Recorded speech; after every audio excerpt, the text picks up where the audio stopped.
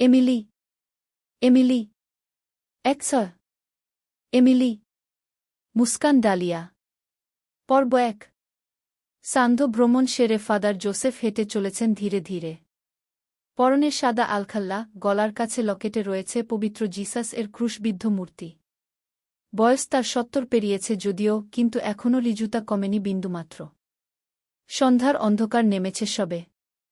শীতের সন্ধ্যা রাত, সাথে ঘন কুয়াশা আর টিপ টিপ বৃষ্টিও পড়ছে। তাই ফাদার তার গায়ের উপর চাপিয়ে নিয়েছেন পাতলা একটা বর্ষাতি, মাথায় লম্বা হ্যাট। হাতের শক্ত লাঠির উপর ভর দিয়ে আস্তে আস্তে চলেছেন এখানকার স্কটল্যান্ড এর নিরিবিলি গ্রাম ক্যারন এলাকার একটা পুরানো চার্চে। বিকেলের মেঘরঙা আবছা আলোতেই তিনি বেরিয়েছিলেন। কিন্তু এখন বেশ ঝোড়ো হাওয়া দিচ্ছে। সন্ধ্যাও নেমেছে কিছুটা। দূরে দেখা যাচ্ছে ভয়ঙ্কর সেই মেরিন ক্যাসেল, যাকে বলা হয় অভিশপ্ত দুর্গ। ছুটির দিনে চার্চে কিছু লোক সমাগম হলেও ক্যাসেলের দিকটায় কিন্তু কেউ যেতে চায় না। কিছুদিন আগে খবরের কাগজ পড়ে ফাদার জেনেছিলেন, আর্কিটেক্ট দিয়ে ওই ক্যাসেলের ভগ্নস্তূপটাকে সারাই করে নতুনভাবে গড়ে তোলার ব্যবস্থা নিতে চাইছেন স্কটল্যান্ড সরকার। কিন্তু ফাদার জানেন ওখানটা নতুন করে গড়া পায় অসম্ভব। কারণ ওখানে অভিশপ্ত আত্মার বাস। বেশ কিছুদিন ধরে যে ব্যাপারটা ঘটছে সেটা বড়ই রহস্যময়। প্রায়ই সকালে পথের ধারে রক্তশূন্য মানুষের লাশ পাওয়া যাচ্ছে। সবই যুবকের লাশ। অবশ্য এই ক্যারন এলাকায় মেয়েরা সন্ধ্যার পর তেমন বের হয় না। এই আচমকা মৃত্যু নিয়ে বেশ ভয়ের সূচনা হয়েছে স্কটল্যান্ডে। বস্তুতপক্ষে কোনো পুরুষই এখন দিনের আলোতেও ক্যাসেলের দিকে যেতে চায় না, কারণ ক্যাসেলের আশেপাশেই ঘটছে এই মর্মান্তিক ঘটনা। এই ঘটনার জন্য এই পুরনো গির্জাতেও প্রায় বন্ধ লোকের আসা যাওয়া। ফাদার অবশ্য ভয় পান না। তিনি এই চার্চ ছেড়ে যাওয়ার কথা চিন্তাও করেন না। অবশ্য তিনি বৃদ্ধ মানুষ। সততপবিত থাকেন। তাই কোনো অপবিত্র শক্তি চার্চের ফাদারের ক্ষতি করবে, এমন কোনো সম্ভাবনা নেই। স্কটল্যান্ডের বিভিন্ন জায়গায় গির্জা আছে বেশ কয়েকটি। তাই এদিকটায় বড় একটা কেউ আসে না একমাত্র ছুটির দিন ছাড়া। আর এখন তো পরিস্থিতি প্রতিকূল। বলা যায় সন্ধ্যার পর তেমন কেউই আসে না। যদিও এই চার্চ থেকে ক্যাসেলের দূরত্ব কিছু কম নয়। তবুও প্রতিটি মানুষই মৃত্যুকে ভয় পায়। বিশেষ করে তা যদি অপঘাত মৃত্যু হয়। প্রচলিত আছে প্রায় ১৫০ বছর আগে একবার ভ্যাম্পায়ারের আবির্ভাব হয়। ওরা আসলে অপবিত্র আত্মা। ওরা বায়বীয় আকারে ঘুরে বেড়াতে পারে সর্বত্র। দুটো কালো ডানার সাহায্যে উড়ে যেতে পারে মাইলের পর মাইল। সেই আত্মারা রাতের অন্ধকারে কফিন থেকে বেরিয়ে জীবন্ত মানুষের রক্ত পান করে। এভাবেই তারা মৃত হয়েও জীবিত থাকে বছরের পর বছর। ড্রাকুলা স্ত্রী পুরুষ যাই হোক না কেন অসীম রূপ থাকে তার। পুরুষেরা সুঠাম স্বাস্থ্য আর নারীরা অটুট সৌন্দর্য দিয়ে বশ করে ফেলে জীবন্ত মানুষকে। ভালোবাসার মোহে আটকে ফেলে রক্তপানের নেশায়। তারপর একটু একটু করে সেই শিকারকে শেষ করে ফেলে।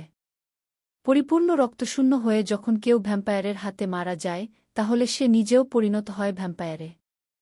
৩০০ বছর পর স্কটল্যান্ডের এই এলাকায় বেশ কিছুদিন ধরে ঘটছে এমন ঘটনা। তাই ভীষণ ভয় পাচ্ছে মানুষ। আবার কি সে ফিরে এলো নাকি? কে সে? ভ্যাম্পায়ার? নাকি অন্য কোনো অশুভ শক্তি? সে কি পুরুষ নাকি নারী? কার বেশে এভাবে একের পর এক মানুষের প্রাণ নিচ্ছে সে? সাতপাত চিন্তা করতে করতে ফাদার হেঁটে যাচ্ছিলেন চার্চের দিকে। সন্ধ্যার সেই রিমঝিম বৃষ্টি পড়া আধো অন্ধকারে হঠাৎ ফাদার দেখলেন, লম্বাচোড়া এক যুবক এগিয়ে আসছে সেদিকেই। সামনে আসতেই তিনি দেখলেন ছেলেটি বেশ অল্পবয়স্ক এবং খুব সুন্দর। তিনি জিজ্ঞেস করলেন, হ্যালো ইয়াং ম্যান, কোথায় চলেছ সন্ধ্যের পর? আগে দেখেছি বলে তো মনে হচ্ছে না। ছেলেটি স্মিত হেসে ফাদারকে অভিবাদন জানিয়ে বল, আমি নিকোলাস জোহান্স। সবাই আমাকে জন বলেই ডাকে। এখানে এসেছি অভিশপ্ত দুর্গের আর্কিটেক্ট ইঞ্জিনিয়ার হিসেবে। পৌঁছাতে একটু দেরি হয়ে গেল।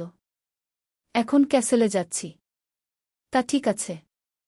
কিন্তু এই সন্ধ্যের পর সেখানে যাওয়া উচিত হবে না। কেন ফাদার? কারণ ওই জায়গাটা অভিশপ্ত।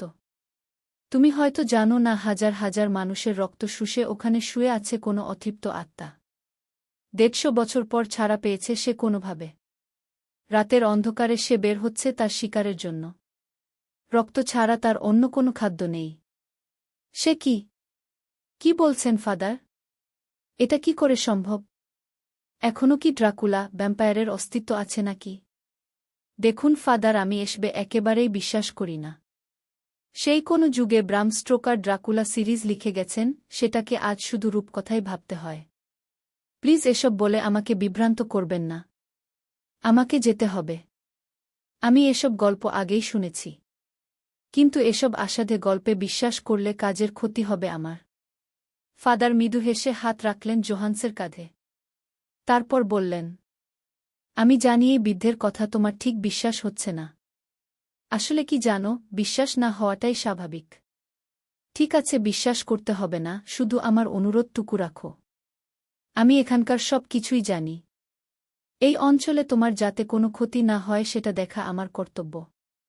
তাই বলছি, কাল সকালে চলে যেও। আমি এতটুকুও বাধা দেব না। কিন্তু আজ রাতে না। আজ আমার কাছে এই চার্চেই থেকে যাও। কিন্তু ফাদার, আজকে গেলে আমার কাজ কিছুটা এগিয়ে থাকত। তা হোক, তবুও তোমাকে আমি মৃত্যুমুখে যেতে দিতে পারি না। আজ তুমি আমার সঙ্গেই চলো।